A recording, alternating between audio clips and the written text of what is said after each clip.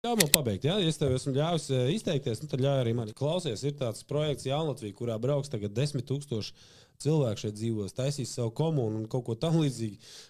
Viņi tur ieslēdz tādas lielas acis un atpakaļ gaida. Kad es jūs prātu neesat izkūkojuši, vispār tas nav iespējams šeit. Vienīgais, kas uz tās mājas ir atļauts, ir vienas mājas būvniecība. Tajā pašā laikā tu stāsti, ka tev ir bijušas sarunas ar Fidži, tur, nezinu, vēl nezinu, ko traļā, 3 rubļā. Čaļi tā arī skaidri un gaiši pateica. Tur ir dabas liegums, tur ir atļautais ir tikai un vienīgi viena māja.